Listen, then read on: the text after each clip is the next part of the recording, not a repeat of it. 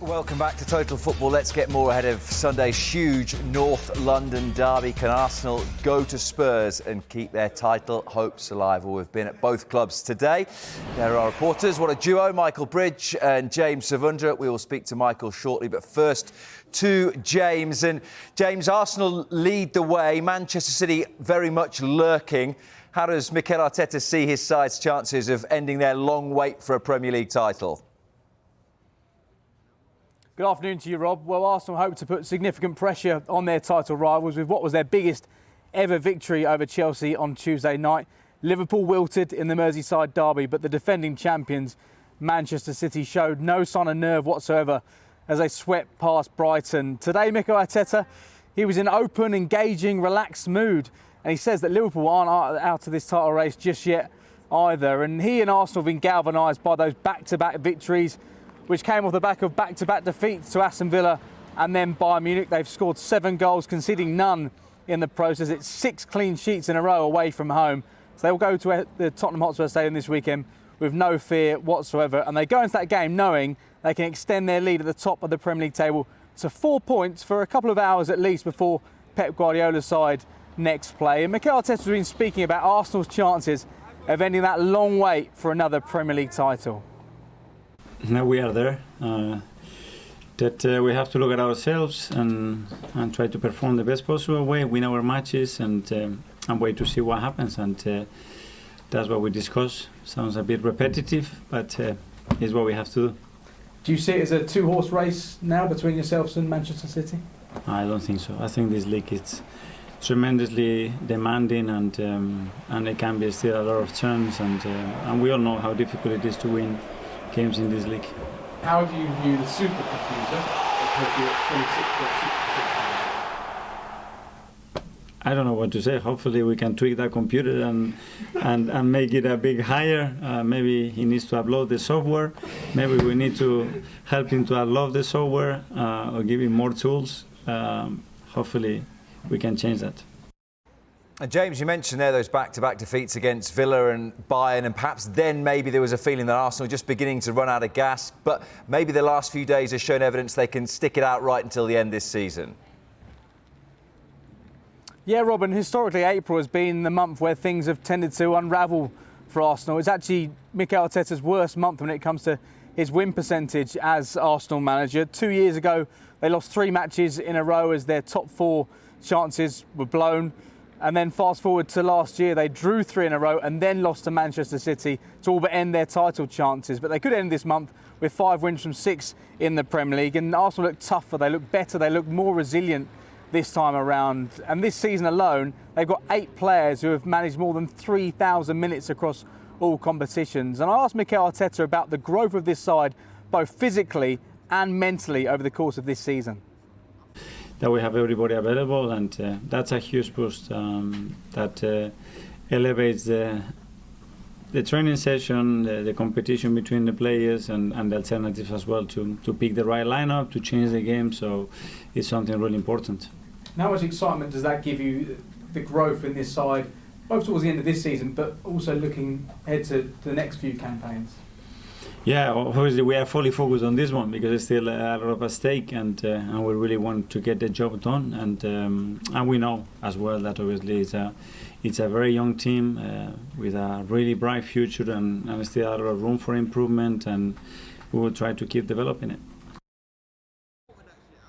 Jurrien Timber is the only Arsenal player who may be unavailable for selection tomorrow. He made his return for the under-21s on Monday, and Mikel Arteta said he's very close to making his return. He's not played for Arsenal since August, and Arsenal have played 4 times since Tottenham last played. 4 games over the space of 10 days, which Mikel Arteta said was an unbelievable achievement. But he says his squad will be fully ready for this North London derby on Sunday.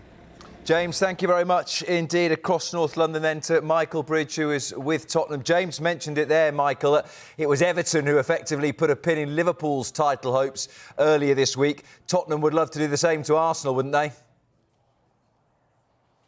Well, the supporters would, absolutely. Look, it's a very fierce rivalry, this. You know, if Arsenal win against Spurs on Sunday, I think they that confirms that they definitely finish above Tottenham, and it's something called St Totteringham's Day, and it's where Spurs officially cannot finish above Arsenal. It sounds really pathetic, I know, but it's a local rivalry thing over here in North London. But look, what's Tottenham's goal here this season? You know, it's been a season of real change of manager, change of squad, losing the best striker, one of the best strikers in the world in Harry Kane. But, you know, wherever Spurs finish, you know, you hear it on debates, channels and YouTube shows, everything about fans. What do you want to happen? And what Spurs fans don't want to see is Arsenal lift the title. And I asked Ange Postecoglou, will that be on maybe the players' minds? Because it might be on the supporters come this Sunday. It's fair enough. Again, I'm not going to dictate how fans feel or what they feel is important. We understand the importance of the game, and we understand the importance of, you know, particularly at home in these kind of games, to not let, you know, our biggest rival or you know, in the biggest derby for us get on top of us. So we understand the consequences and of that, but yeah, ultimately it's still, you know, about us trying to measure ourselves against the teams we want to be challenging on a more consistent basis, and it's a great opportunity to do that on Sunday. Because of the timing, because of what it means for the fans, the rivalry, does it feel for you personally as the biggest game for you as a Spurs manager since you joined the club? Look, I mean, I think every game's important. You know, I take every game seriously, and every game's a big game. And I think that's the one thing that, you know, we're trying to impress on this group of players, is that that's the nature of the Premier League. It's relentless, you know. And if you kind of are not 100% focused on each different challenge, then you're going to come up short. So, you know, I always feel the next game's the biggest game, but I understand the context around, you know, a North London derby and what it means to our supporters, for sure. Right, we know we've got a very exciting title race between Manchester City, Tottenham's biggest rivals, Arsenal, and still, of course, Liverpool. However, there is still a race for that final Champions League place. Now, Aston Villa are the favourites at the moment, and if they beat Chelsea on Saturday night, they go 9 points clear of Spurs. However, Spurs will have 3 games in hand on Aston Villa, so Spurs still in contention for that Champions League place. Now, at the start of the season, when Harry Kane left Tottenham Hotspur, inundated with people's opinions that Spurs are going to do well to finish in the top half. So, I think if Spurs do finish even 5th, I think that's a very good season for Ange Postecoglou. But does Ange Postecoglou agree?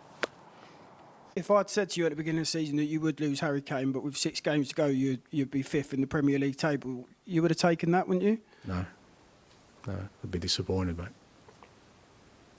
You think you should be higher? No. You said to me what I would have taken at the start of the year. You didn't ask me whether I think we should be higher. I don't start any year thinking we're going to finish 5th.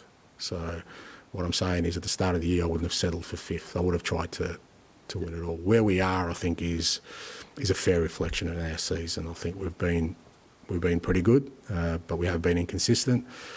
We've had some challenges with, you know, injuries and suspension at different times, which are all indicative, I think, of a group that's still learning about how to be, you know, a real strong competitor in this league.